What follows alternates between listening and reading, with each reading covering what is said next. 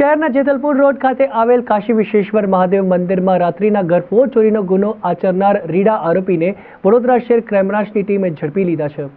વડોદરા શહેરના જેતલપુર રોડ પર આવેલ કાશી વિશ્વેશ્વર મહાદેવ મંદિરના દરવાજાને લગાવેલ તાળાનો નકુચો તોડી દરવાજો ખોલી મંદિરમાં પ્રવેશી મંદિરમાંની દાનપેટીનો દરવાજો કોઈ સાધન વડે બળથી ખોલી દાનપેટીના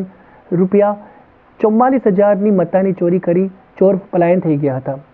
આ દરમિયાન ક્રાઇમ બ્રાન્ચની ટીમના માણસોએ આ મંદિરમાં બનેલ ઘરફોડ ચોરીના ગુનામાં સંડોવાયેલ આરોપીની સીસીટીવી ફૂટેજ અને હ્યુમન સોર્સિસના આધારે તપાસ કરી તેમજ અગાઉ ઘરફોડ ચોરીના ગુનામાં પકડાયેલ આરોપીની પ્રવૃત્તિ ઉપર વોચ રાખી સતત તપાસ કરવામાં આવતા આ ગુનામાં અગાઉ ઘરફોડ ચોરી સહિતના ચોરીના ગુનામાં પકડાયેલ શખ્સ નામે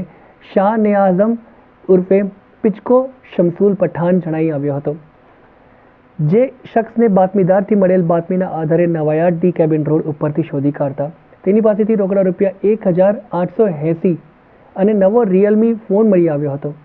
તેમજ પૂછપરછમાં તેને જેતલપુરના કાશી વિશ્વેશ્વર મહાદેવ મંદિરમાં ઘરફોડ ચોરી કરેલાની અને આ ચોરી કરેલ રૂપિયાથી તેની પાસેથી મળી આવેલ મોબાઈલ ફોન ખરીદ કરેલાની અને મળી આવેલ ચોરી કરેલ રૂપિયા પૈકીના રૂપિયા હોવાનું જણાવતા મુદ્દામાલ કબજે કરી તેની સામે કાયદેસરની કાર્યવાહી હાથ ધરી હતી।